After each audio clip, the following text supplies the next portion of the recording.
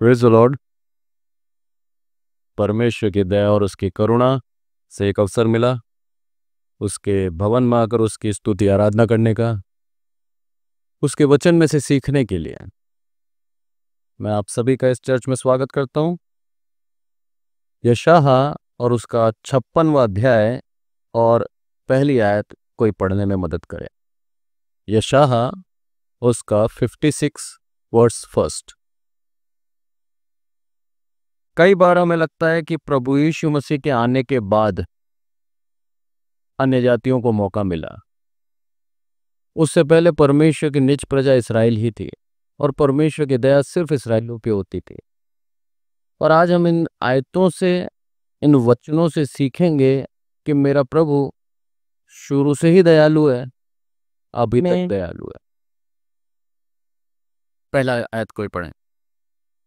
यहोवा यूं कहता है, न्याय का पालन करो और धर्म के काम करो, क्योंकि मैं शीघ्र तुम्हारा उद्धार करूंगा और मेरा धर्मी होना प्रकट होगा। आमीन। उसने क्या बोला? न्याय का पालन करो और धर्म के काम करो।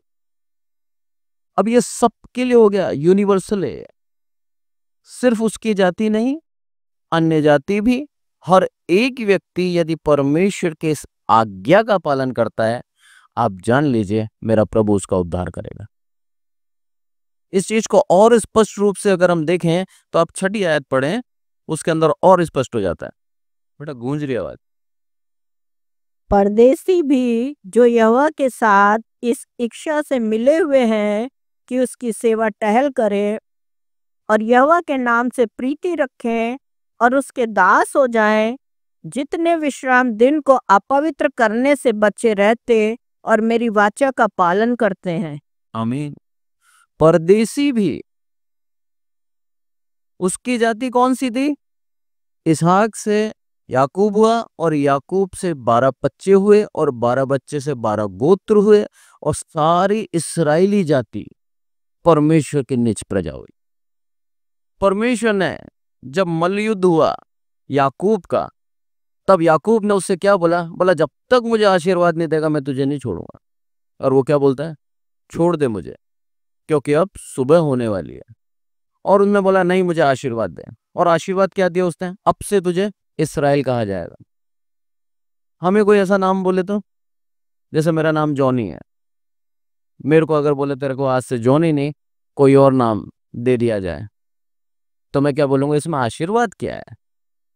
हम मनुष्य है ना। पर वो एक नाम बदलने में एक व्यक्ति से एक नेशन बन गया। आमीन। राष्ट्र बन गया वो। इस्राएल नाम देते ही इस्राएल का उस दिन मेरे परमेश्वर ने स्थापित कर दिया उस राष्ट्र को। बोला तेरे द्वारा मैं पूरा एक देश बना दूंगा। ये आशीष थी और वो आशीष का अनुभव इस्राएल ने करा भी। आज तक इस्राएल परमेश्वर की निज प्रजा है। आज हर एक व्यक्ति जो प्रभु यीशु मसीह पे विश्वास करता है, आप जान लीजिए मेरा प्रभु यीशु मसीह द्वार है। उस आशीष के अंदर हम पहुंच जाते हैं उस द्वार के द्वारा। मेरे परमेश्वर की जो वाचा बांधी गई थी इस्राएल के साथ, वही वाचा आज वो अन्य जातियों के साथ भी बांध देता है, क्योंकि वो द्वार कौन है? प्रभु यीशु मसीह। उस प्रभु यीशु मसीह के द्वारा हम उस वाचा के अधीन हो जाते हैं। इसलिए प्रभु यीशु मसीह बोलता है द्वार में हूं। मेरे द्वारा तुम आशीषों तक पहुंचोगे, मेरे द्वारा परमेश्वर तक पहुंचोगे, मेरे द्वारा ही तुम स्वर्ग राज्य जा सकते हो। ये उसने कंडीशन दे दी। और यहां पर हम देखते हैं क्या बोलता है कि परदेसी भी जो यहोवा के साथ इस इच्छा से मिले हुए हैं कि उसकी सेवा टहल करें। आज हमारी इच्छा क्या है प्रभु के पास आने की? उस बात पे बहुत गंभीरता है। क्या हम सिर्फ प्रभु यीशु मसीह के पास आशीषों के लिए आए हैं? क्या हम सिर्फ प्रभु यीशु मसीह से भलाई ही चाहते हैं? हमारे जीवन में दुख आते हैं, हमारे जीवन में परेशानी आती है, तो हम उसको छोड़कर जाने को तैयार हैं? यदि ऐसा जीवन आज तक जी रहे हैं तो मेरा प्रभु बोलता है बदल डालो। आज भी मौका देता है। आज भी हमें एक नया अवसर देता है कि हम परमेश्वर के पुत्र प्रभु यीशु मसीह की गंभीरता को सच्चाई से जाने, कि वो उद्धार करता आया हमारे लिए। स्वर्ग राज्य छोड़कर उसका प्रेम था, इस मनुष्य जाति से कि हमारे लिए आया वो, और हमारे संग उसने डेरा किया, हमारे साथ खाया पिया, मनुष्यों के साथ रहा वो, उसका प्रेम था ये, और आज भी वो हमारे साथ रहना चाहता। इसीलिए उसने क्या करा, वो पवित्र आत्मा हम सबको सेंत में बांट दिया। आज भी वो हमारे दिल में है। वो मेरा प्रभु यीशु मसीह चाहता है कि हम न्याय का पालन करें और धर्म के काम करें। ऐसा यदि एक मनुष्य जीवन जी रहा है, आप जान लीजिए मेरा प्रभु उसको क्या कर देगा, आशीष देगा, और साथ ही उद्धार उसका निश्चय है, निश्चय। इब्रानियों 11:1 में लिखा है साफ साफ, आशा की हुई हर एक वस्तु अगर विश्वास से आशा करते हो तो उसको तुम निश्चय जान लो, वो निश्चय है। वो आशा कि जो प्रभु यीशु मसीह हमें देगा वो निश्चय हो जाएगा यदि विश्वास है तो। आज परमेश्वर हमें सिखाता है इन वचनों के द्वारा कि मेरा प्रभु हर किसी से बेहद प्रेम करता है, हर किसी से। उसके लिए कोई विशेष नहीं है, उसके लिए वही विशेष है, वही उसकी जाति है जो उसकी आज्ञा का पालन कर रहा है। आज्ञा पालन बहुत जरूरी है, बहुत जरूरी। हम कई बार सोचते हैं सिर्फ विश्वास के द्वारा हमारा उद्धार हो जाएगा। विश्वास से प्रभु हमें पास बुलाता है, विश्वास से हम उसे प्रसन्न कर सकते हैं, पर आज्ञाकारिता हमारी उद्धार का कारण बनेगी। इसलिए आज्ञाकारी होना बहुत जरूरी है। मेरे प्रभु परमेश्वर से पूछा गया, यीशु मसीह से, बोला बता सबसे बड़ी आज्ञा क्या है? मेरे प्रभु ने क्या बोला? बोला तू अपने पूरे प्राण, पूरे जीव, पूरी शक्ति के साथ क्या कर, अपने परमेश्वर से प्रेम रख। और एक और आयत बोली उसने, क्या बोला? अपने पड़ोसी से अपने समान प्रेम रख। इस आज्ञा का पालन जब हम करते हैं तब मेरा प्रभु हमसे प्रसन्न होता है, हमें बुलाता है अपने पास। मेरा प्रभु हमसे बहुत प्यार करता है, इस कारण से हमें प्रतिदिन प्रतिदिन ये अवसर देता है कि हम उसके पास आएं, प्रार्थना करें, उसके करीब जाएं और उसकी इच्छा के अनुसार चलने का प्रयास करें। यहां लिखा है, परदेसी जो यहोवा की इस इच्छा से मिले हुए कि उसकी सेवा टहल करें और यहोवा के नाम के निमित्त नाम से प्रीति रखें, उसके दास हो जाएं, और जितने विश्राम दिन को अपवित्र करने से बचे रहते हैं और मेरी वाचा का पालन करते हैं, उनको मैं अपने पवित्र पर्वत पर ले आकर अपने प्रार्थना के भवन में आनंदित करूंगा। मेरा परमेश्वर सिय्योन पर्वत के विषय में कह रहा है, और आज सिय्योन पर्वत क्या है? वो स्वर्ग राज्य है। मेरा प्रभु बोलता है उन सबको स्वर्ग राज्य लेके आऊंगा। कौन? जो अपवित्र नहीं करते विश्राम दिन को। मेरे परमेश्वर ने 6 दिन के अंदर पूरी सृष्टि की रचना करी और 7वें दिन को विश्राम दिया। वो 7वें दिन विश्राम का दिन था। और आज तक पूरी पृथ्वी के अंदर कोई से भी देश चले जाओ आप, एक दिन आपको विश्राम का मिलता ही है। भले आज भारत के अंदर संडे है तो गल्फ कंट्री के अंदर जुम्मे का दिन हो सकता है, किसी और कंट्री में कोई और दिन हो सकता है, पर एक दिन आपको 100% मिलेगा। जो मेरे प्रभु ने कहा गया था विश्राम दिन, वो विश्राम दिन आपको मिलता है। उस विश्राम दिन को हमें पवित्र रखना है। पवित्र कैसे रखते हैं हम? जब हम उस विश्राम दिन के अंदर परमेश्वर की आराधना और स्तुति करते हैं, परमेश्वर की इच्छा के अनुसार कार्य करते हैं, परमेश्वर के मनभावने कार्य को हम उस दिन करते हैं, तब मेरा प्रभु प्रसन्न होता है कि मेरे लिए इसने अपने दिन को पवित्र रखा। पवित्र रखना बहुत जरूरी है। और विश्राम दिन की गंभीरता के विषय में परमेश्वर ने पहले समझा रखा। बोले ये वो परदेसी हैं जो क्या करते हैं, विश्राम दिन को भी पवित्र रखते हैं, मेरी आज्ञाओं को पालन करते हैं, जबकि इनके ऊपर व्यवस्था नहीं थी। व्यवस्था थी क्या इनके ऊपर? नहीं थी। व्यवस्था सिर्फ इस्राएलियों को दी गई थी। उस इस्राएलियों की व्यवस्था के साथ जब ये साथ में जीते थे, ये उन चीजों को सुनते थे, और उन सुनने के कारण क्या होता था, ये भी वैसे बनने लग गए, ये भी वैसे चाल चलन चलने लग गए। आज हमारे चाल चलन के ऊपर भी निर्भर करता है कि हमारे पड़ोसी हमारे तरह बनेंगे या नहीं बनेंगे। बहुत गंभीरता है। एक मसीह, बहुत विशेष टाइटल दिया है हमें मसीह का, बहुत गंभीरता है इस मसीह के नाम के अंदर। मसीह का मतलब होता है परमेश्वर और मनुष्य का मिलन, वो है मसीह। वो मसीह आज हम कहलाते हैं। आज पड़ोसी हमारे, आज जहां पर हम रहते हैं, वो मोहल्ले वाले हमें उसी गवाही से देखने पाए कि ये मसीह है, इसके अंदर उस परमेश्वर का वास है। इसके मुंह से कभी मैंने गाली नहीं सुनी, इसके मुंह से मैंने कभी क्रोध नहीं देखा, इसके मुंह से मैंने लड़ता हुआ नहीं देखा इसको मैंने।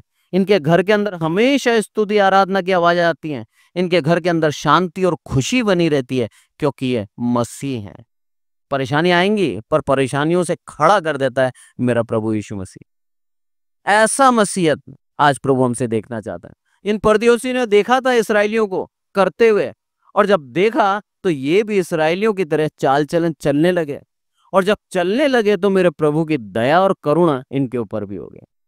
इनको भी प्रभु क्या बोलता है, मेरे उस पवित्र पर्वत पर आकर आनंदित करूंगा मैं इनको। जबकि पवित्र पर्वत पर यदि हम मूसा की व्यवस्था देखें तो उस समय जब परमेश्वर ने उस व्यवस्था को बांटा था, मूसा अकेला गया था, क्योंकि वही पवित्र था, और बाकी पूरी वो कर दिया था, बाड़ा बना दिया था, ना कोई जानवर चढ़े ना कोई मनुष्य चढ़े, क्योंकि परम पवित्र पर्वत था, परमेश्वर का निवास था उस जगह, और उस जगह पे मूसा को अकेला लेके गया था। यहां पर सबके लिए वो पर्वत कर दिया, हर एक व्यक्ति के लिए उस पर्वत पर आज इनविटेशन है। जो व्यक्ति परमेश्वर की आज्ञा का पालन करता है, जो व्यक्ति न्याय से चलता है, और जो व्यक्ति धर्म के काम करता है। आज धर्म के काम के लिए प्रभु ने हमें चुना है। कई धर्म के काम हम कर चुके हैं, और कई धर्म के काम हमारे करने बाकी हैं। परमेश्वर जब अवसर दे हमें धर्म के काम करने का, हम उसी समय वो धर्म के काम करें। परमेश्वर चाहता है, हर एक मनुष्य के दिल में दया डालता है, ताकि हम दूसरे के लिए हम उपयोगी हो सकें, दूसरों के लिए हम कार्य कर सकें। आज का वचन हमें सिखा रहा ही है। जब नीचे पढ़ते हैं हम 8वीं आयत, उसे पढ़ें, 56 का 8। प्रभु यहोवा जो निकाले हुए इजराइलियों को इकट्ठा करने वाला है, उसकी ये वाणी है कि जो इकट्ठे किए गए हैं उनके साथ मैं औरों को भी इकट्ठा करके मिला दूंगा। आमीन। जितने भी तीतर बीतर हो गए थे गुलामी के अंदर, जब बेबीलोन की गुलामी में आए थे, भागकर अपनी जान बचाई थी इन्होंने। और सामरी कैसे बने थे मालूम है आपको? ये मिश्रित जाति थी। इसराइली और अन्य जाति ने जब विवाह करा तब सामरी जाति बनी। वो सामरी लोग भी इसमें शामिल है, और सबको मैं क्या कर लूंगा, मिला लूंगा।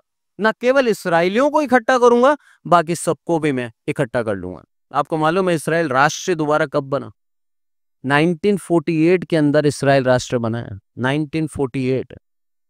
और ये बातें कब की हैं? हजारों साल पहले की। हजारों साल तक उसके गोत्र आपस में मिले नहीं, अलग अलग रहे, एक दूसरे के साथ मिलना नहीं चाहते थे। पर परमेश्वर की दया देखो, जो परमेश्वर ने भविष्यवाणी करी थी, उस भविष्यवाणी के अनुसार वो दोबारा राष्ट्र बना, और यहूदा गोत्र ने उसको राष्ट्र स्थापित किया।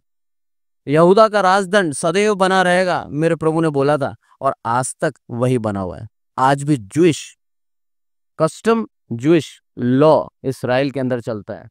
आज भी जब शादी की बात आती है तो शादी के अंदर वो इस पवित्र वचन को साक्षी मानकर शादी करते हैं।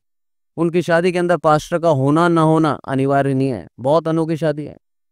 उस रीति रिवाज को जब हम पढ़ते हैं तो 7 दिन की शादी होती है, उसके अंदर 7 वाचे बांधे जाते हैं, और जिस दिन शादी होती है उस दिन पूरे दिन दूल्हा और दुल्हन उपवास रख के प्रार्थना करते हैं शादी वाले दिन। और जब शादी की वो रस्में पूरी होती हैं तब जाके वो दोनों तंबू में जाकर एक साथ खाना खाते हैं। वो शादी कंप्लीट होती है उनकी। उसमें कोई अनिवार्य नहीं है कि अब वहां का उस याजक हो या प्रीस्ट हो या ना हो। आज हम जब शादी करते हैं मसीह लोग, हमारा पास्टर होना अनिवार्य है, पर वो इस वचन को प्राथमिकता देकर शादी करते हैं। परमेश्वर का वचन देखिए आप, सालों बीत गए, मेरे प्रभु के वचन वैसे ही अटल, वैसे ही स्थायी है। यहां पर बोल रहा है परदेशियों को भी मिला दूंगा मैं। आज वही वचन के द्वारा हम लोग मिल चुके हैं। इकट्ठा करा उस समय हम कहां थे? अपने जीवन को जांचें आप, किस पाप में पड़े हुए थे आप जानते हैं उसको। वहां से निकाल कर मेरे प्रभु ने अपने झुंड में इकट्ठा कर लिया। एक एक बछड़े, एक एक मेमने को खुद अपने कंधे पे लेके आया, एक एक मेमने को। ये नहीं सोचा उसने 99 है मेरे पास, एक ही तो खोरी है, जाने दो। पर हर एक को अपने कंधे पे उठा के लाया। हम में से हर एक वही मेमना है जो खोया हुआ था, प्रभु अपने कंधे पे लेके आया। भजन संहिता 67 उसको पढ़ें आप, पहली 2 आयतें।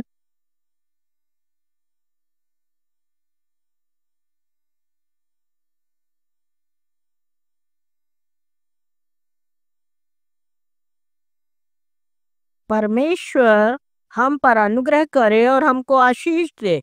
वह हम पर अपने मुख का प्रकाश चमकाए, जिससे तेरी गति सारी पृथ्वी पर और तेरा किया हुआ उद्धार सारी जातियों में जाना जाए। आमीन। सारी जातियों में जाना जाए, तेरी गति पृथ्वी पर और तेरा किया हुआ उद्धार सारी जातियों में जाना जाए। कब? तो हमारे ऊपर अपने मुख का प्रकाश चमका प्रभु। और इसकी 6ठी और 7वीं 2 आयतें और पढ़ें।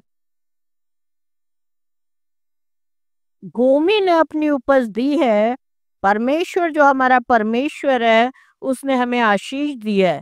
परमेश्वर हमको आशीष देगा और पृथ्वी के दूर दूर देशों के सब लोग उसका भय मानेंगे। आमीन।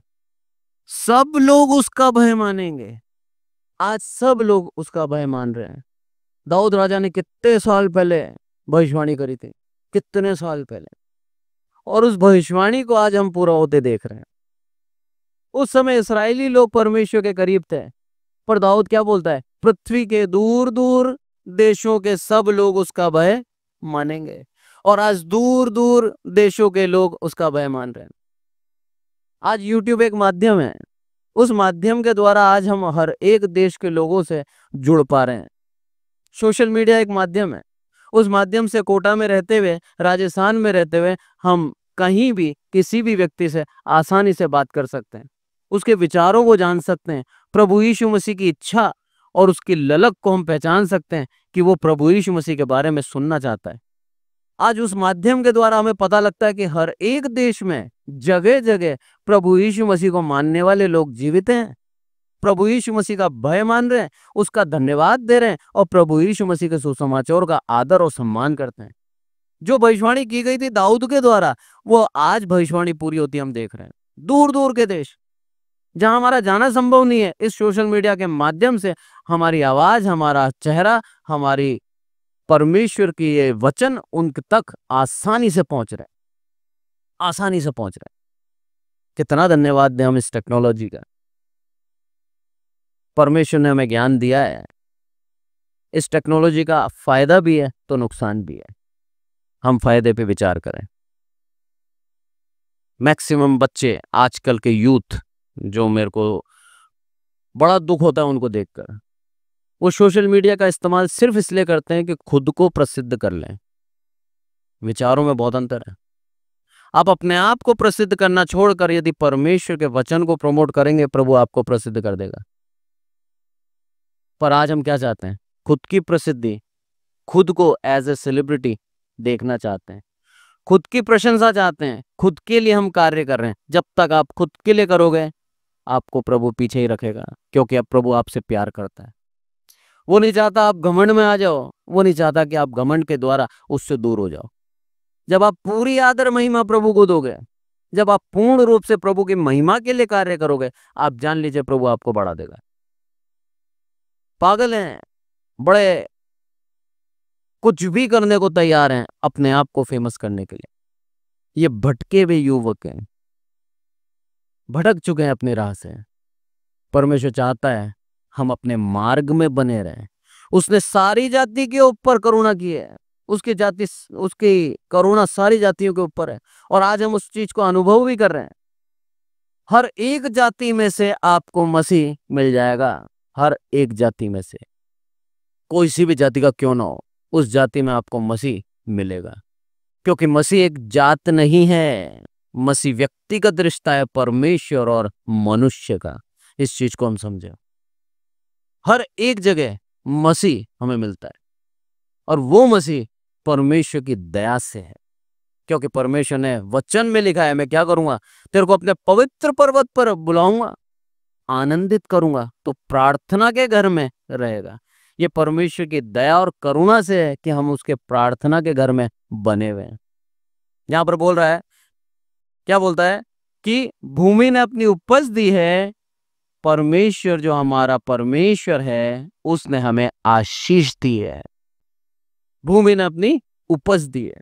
इस चीज को हम दूसरी तरीके से समझे, आत्मिक रूप से। प्रभु यीशु मसीह बोलते हैं, बोला एक किसान निकला और उसने बीज फेंकते हुए गया, और भूमि जो अच्छी भूमि में बीज गिरे थे, वहां पर 100 गुना फल लाया, 60 गुना फल लाया, 30 गुना फल लाया। ये वही भूमि है जितने परमेश्वर के दासों ने सुसमाचार सुनाए हैं परमेश्वर की दया से, उस सुसमाचार ने अपनी उपज दी है। उस सुसमाचार का फल आज हम देख रहे हैं। पौलुस के किए गए सुसमाचारों के द्वारा आज करोड़ों अरबों लोग प्रभु यीशु मसीह में हैं। पौलुस के द्वारा, एकमात्र पौलुस के सुसमाचार के द्वारा। आज भी जितने भी सुसमाचारक, जितने भी प्रचारक सुसमाचार सुनाते हैं, हर एक पौलुस का रेफरेंस जरूर देता है। तो आत्मा किसकी काउंट होगी? पौलुस की। परमेश्वर ने इतनी महान रूप से पौलुस को इस्तेमाल किया। लिखा है यहाँ पर, जितनी अपनी उपज दी है और परमेश्वर ने उसके ऊपर आशीष दी है। जब वचन सुनाए जाते हैं, आप जान लीजिए वचन व्यर्थ नहीं जाते। ये वचन 100% काम आते हैं। उस वचन के बारे में कहा था प्रभु परमेश्वर ने। यीशु मसीह क्या बोलते हैं? वो वचन मार्ग के किनारे गया, वो वचन चट्टान की भूमि पे गया, वो वचन झाड़ियों के बीच में गया। जैसे ही झाड़ी के बीच में गया, उगा वो। चट्टान पे गिरा, उगा वो। वचन काम आता है, ये चीज ध्यान रखें। इसलिए हमारा काम है सिर्फ वचन बोना। उस वचन के ऊपर आशीष मेरा प्रभु देगा। और यहां आशीष हम देख रहे हैं आज। लूका निकालें, लूका नहीं, रोमियो निकालें। रोमियो और उसका 11वां अध्याय,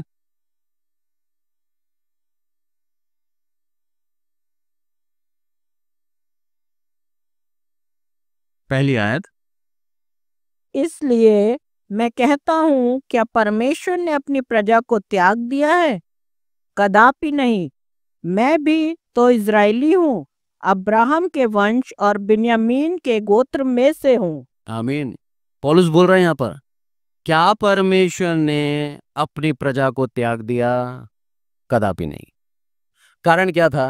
ये समय वो है जब प्रभु यीशु मसीह जा चुके स्वर्ग राज्य में, अपना आत्मा हमारे ऊपर उंडेल दिया और नई नई कलीसियां स्थापित हो रही हैं। जगह जगह सुसमाचार सुनाए जा रहे हैं। यहूदी मत के जो लोग थे वो भी चर्चेस में आ रहे हैं और अन्य जाति भी चर्चेस में आ रहे हैं। और ये समय है मिलन का, ये समय है आपसी समझौते का, ये समय है सारी जाति के ऊपर अनुग्रह का।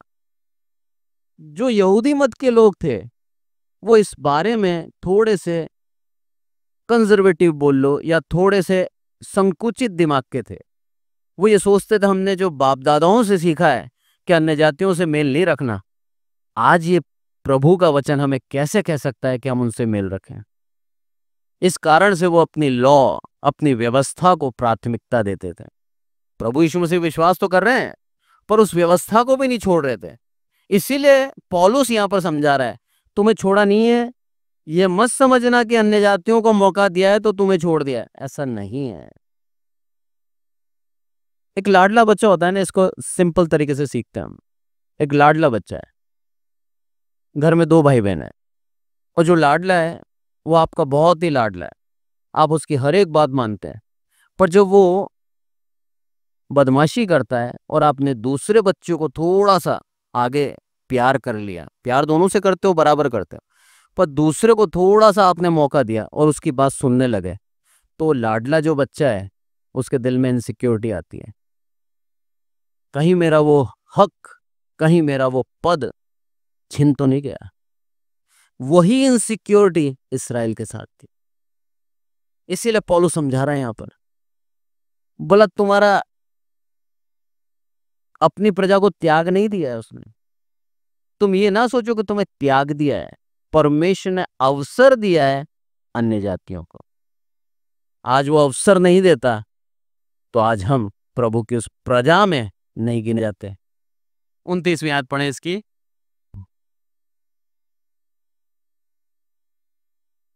क्योंकि परमेश्वर के वरदान और बुलाहट अटल हैं। 30 भी पढ़े।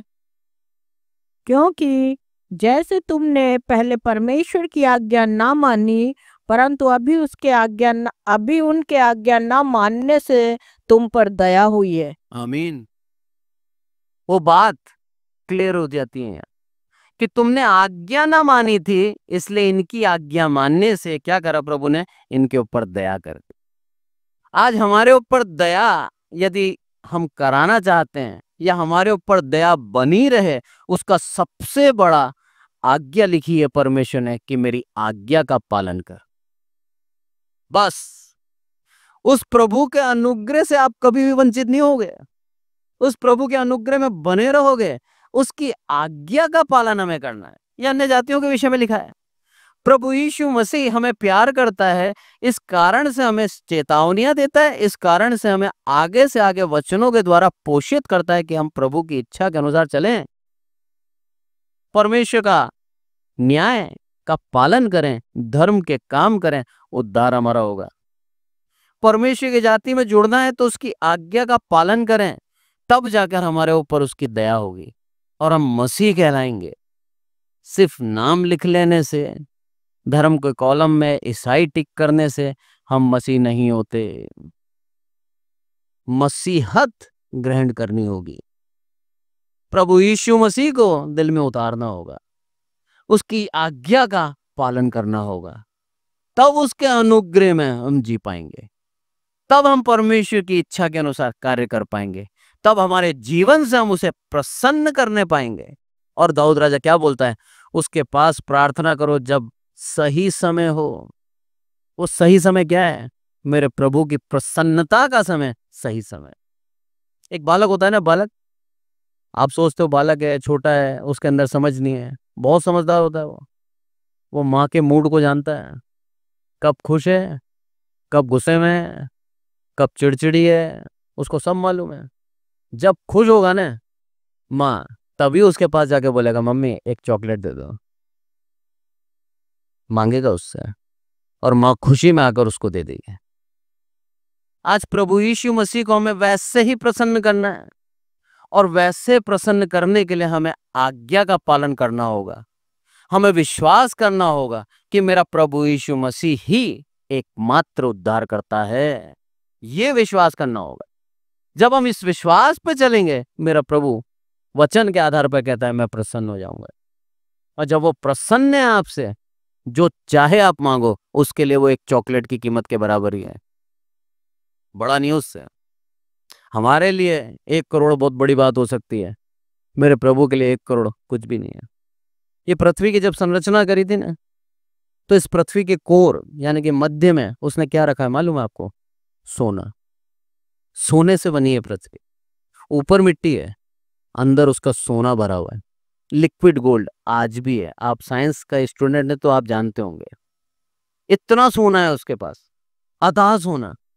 उसके लिए 1 करोड़ बहुत छोटी सी कीमत है। एक चॉकलेट भी मैं समझता हूँ महंगी होगी, उससे भी छोटी कीमत है मेरे प्रभु के लिए। पर परमेश्वर की महिमा के लिए अगर आपको चाहिए, प्रभु आपको देगा। आपकी सांसारिक अभिलाषाओं को पूर्ण करना चाहते हो, भूल जाना, नहीं मिलेगा। परमेश्वर हमें तभी देता है जब हम आगे देते हैं। लिखा है जिस नाप से तुम नापते हो, उसी नाप से तुम्हारे लिए नापा जाएगा। देने में अगर उदार हो, उदारता से तुम्हें मिलेगा। पर देने में कंजूसी करते हो तो परमेश्वर के हाथ भी तुम्हारे लिए पूरा नहीं खुलेगा। लिखा है साफ साफ, जिस नाप से तुम नापते हो उसी नाप से नापा जाएगा। परमेश्वर चाहता है हम उदारता से दिल खोल कर दें। उदाहरण दिया उसने, उस विधवा का 2 दमड़ी थी उसके पास, दोनों चर्च में डाल दी। उसने सोचा नहीं शाम को क्या खाऊंगी, क्योंकि दोपहर का खाना उस समय चर्च में हुआ करता था, जिसको हम प्रभु भोज बोलते हैं। आज सिंपल एक छोटी सी रोटी और दाख रस पीते हैं। उस समय पूरा खाना लगता था, सब लोग भरपेट खाना खाया करते थे। और उस समय जो पहले आते थे वो पहले खा जाया करते थे, और दूसरे बेचारे छूट जाया करते थे। इस कारण से बाद में प्रथा धीरे धीरे बदल के आज सिर्फ एक सिंबॉलिक रूप में रह गई। इसलिए छोटी सी रोटी और थोड़ा सा दाख रस पीते हैं। पहले पेट भर के दिया जाता था चर्चिस के अंदर। उसका समय, वो विधवा का ये मालूम था उसको, चर्च में दिया है मैंने, अभी तो खा लूंगी, शाम का नहीं पता। पर विश्वास देखो उसका, मेरे प्रभु के घर में खाली हाथ नहीं आऊंगी, जो है मेरे पास वो दे दूंगी। और उसने दिया। वो देना उसके लिए मेरे परमेश्वर को भाया कि इसने मेरे आदर में आकर अपना सब कुछ दे दिया। आज प्रभु हमसे कुछ नहीं चाहता, आज प्रभु हमसे सिर्फ अपना आदर चाहता है। और उसका आदर हम एक ही तरह से कर सकते हैं, उसकी आज्ञा का पालन करके। जब तक उसकी आज्ञा का पालन करते रहेंगे हम आदर करेंगे। सांसारिक पिता होता है ना, और माँ क्या चाहती है अपने बच्चों से? मेरा कहना माने। और कुछ चाहती है क्या? कुछ भी नहीं चाहती। और माँ पिता दोनों माँ बाप यही चाहते हैं कि मेरा बच्चा मेरा आज्ञा का पालन करे। और यदि सच में बच्चा प्यार करता है अपने माँ बाप से तो वो आज्ञा का पालन करेगा। और दिखावा है सिर्फ, गले लग जाना, प्यार कर लेना, सिर्फ दिखावा है, तो उसके माँ बाप की आज्ञा का पालन ना करते हुए उनको टाल देगा। आज हम किस तरह से जी रहे हैं? क्या प्रभु यीशु मसीह से सच में प्यार करते हैं या फिर दिखावा है, आडंबर है? सिर्फ गले लग जाना, चिपक जाना, दुनिया को दिखाना, और आज्ञा का पालन की जब बारी आए तब उसकी आज्ञा को टाल कर अपनी इच्छा को पूर्ण कर लेना। यदि आज ऐसे ही जी रहे हैं हम, तो आज भी सच में उससे प्यार नहीं कर रहे और उसकी आज्ञा का पालन नहीं कर रहे। और जब तक उसकी आज्ञा का पालन नहीं करेंगे हम मेरे प्रभु को प्रसन्न नहीं कर सकते। यहाँ पे लिखा है साफ साफ, उस आशीष में से भागी नहीं हो पाएंगे, हमारा उद्धार रह जाएगा, क्योंकि हम अन्य जाति में से हैं। हमारा एक ही काम हमें परमेश्वर की जाति में जोड़ सकता है, वो है विश्वास और आज्ञा का पालन। जब तक नहीं करेंगे हम उस जाति में नहीं जुड़ पाएंगे। अंत में निकालें आप मत्ती उसका 15वां अध्याय, एक उदाहरण से समझाता हूं मैं आपको, 21 से लेकर 28 तक, जल्दी से पढ़ें। यीशु वहां से निकलकर सूर और सैदा के प्रदेश की ओर चला गया। उस प्रदेश से एक कनानी स्त्री निकली और चिल्लाकर कहने लगी, हे प्रभु, दाऊद की संतान, मुझ पर दया कर, मेरी बेटी को दुष्ट आत्मा बहुत सता रहा है। पर उसने उसे कुछ उत्तर ना दिया। तब उसके चेलों ने आकर उससे विनती की, इसे विदा कर, क्योंकि वह हमारे पीछे चिल्लाती हुई आ रही है। उसने उत्तर दिया, इज़राइल के घराने की खोई हुई भेड़ों को छोड़ मैं किसी के पास नहीं भेजा गया। पर वह आई और यीशु को प्रणाम करके कहने लगी, हे प्रभु, मेरी सहायता कर। उसने उत्तर दिया, लड़कों की रोटी लेकर कुत्तों के आगे डालना अच्छा नहीं। उसने कहा, सत्य है प्रभु, पर कुत्ते भी वह चूर चार खाते हैं जो उनके स्वामियों की मेज से गिरते हैं। इस पर यीशु ने उसको उत्तर दिया, हे स्त्री, तेरा विश्वास बड़ा है, जैसा तू चाहती है तेरे लिए वैसा ही हो। और उसकी बेटी उसी घड़ी से चंगी हो गई। आमीन। अन्य जाति इस्राएली नहीं थी, कनानी थी, पर परमेश्वर के पुत्र प्रभु यीशु मसीह पे इसका विश्वास अटल था। लगी रही पीछे। चेले क्या बोल रहे हैं? अरे प्रभु, इसको विदा कर। चिल्लाती भी आ रही है। आज हमें करना क्या है? प्रभु तू ही करेगा, तू ही करेगा, तेरे सिवा कहीं नहीं जाऊं, तू ही करेगा। जब तक नहीं सुनेगा मेरा प्रभु, मैं तेरी और दुहाई देता रहूंगा। आज ये एटीट्यूड हर एक मसीह के अंदर होना चाहिए। सिर्फ प्रभु यीशु मसीह देता है, सही है, नहीं देता है तो भी प्रभु यीशु मसीह तू ही है, कहीं और नहीं जाऊंगा। ये औरत कहीं और गई क्या? इसको क्या बोला? अनसुना कर दिया, इग्नोर कर दिया, पर ये कहीं और गई क्या? इसकी बेइज्जती करी, पर ये कहीं और गई क्या? क्या बोला? लड़कों की रोटी कुत्तों के आगे नहीं दूंगा मैं। ये उद्धार मेरे बच्चों का है। तुम मूर्ति पूजक हो, तुम कनानी हो, तुम्हारे आगे नहीं दूंगा मैं। तुमने मेरा अपमान किया है, जीवते परमेश्वर को छोड़ के तुमने निर्जीव मूर्तियों के ऊपर अपना सर झुकाया, मैं तुम्हें नहीं दूंगा। पर मेरा प्रभु के ऊपर विश्वास देखिए उसका, कि प्रभु चूर चार ही दे दे। जो गिरा हुआ है ना, जो बचा हुआ है, वो बचा हुआ ही दे दे, मैं उससे भी उद्धार पालूंगी। मेरे प्रभु की दया देखिए आप। तुरंत उसको क्या बोला? तेरे विश्वास के अनुसार हो जाए। आमीन।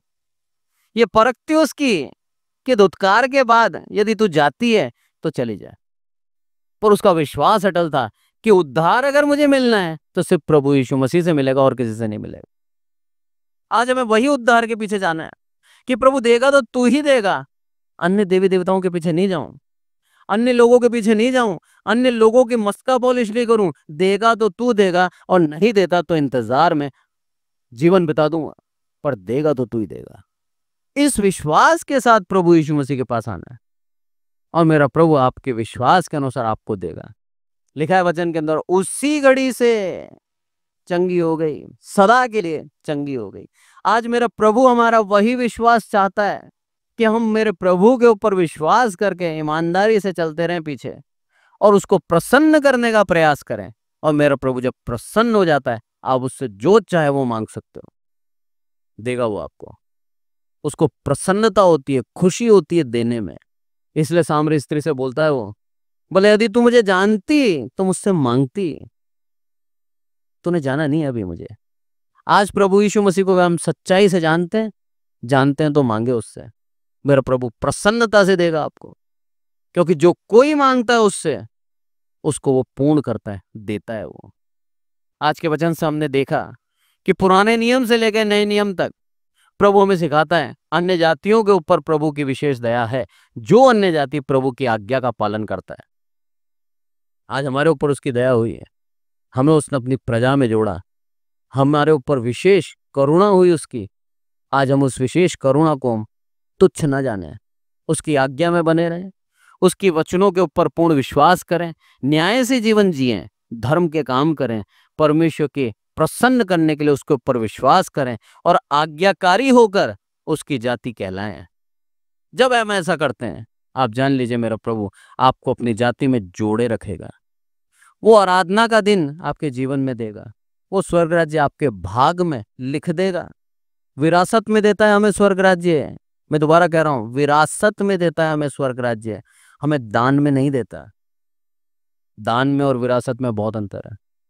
विरासत मतलब उसके पुत्र ठहरे हम, उसकी पुत्री ठहरे हम, और उसके बाद उसने अपने वसीयत में हमारा नाम लिखा है।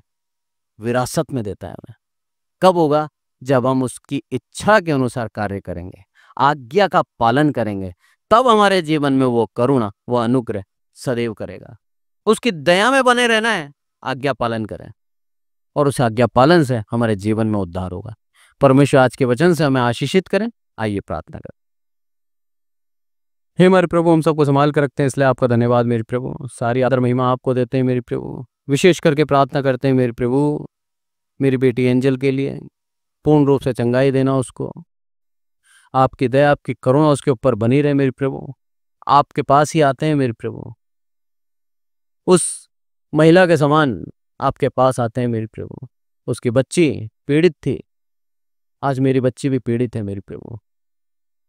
मेरी बच्ची की बीमारी को पूर्ण रूप से चंगाई देना, स्वस्थ करना, बल देना, शक्ति देना मेरे प्रभु। आपकी दया, आपकी करुणा हमारे जीवन में बनी रहे।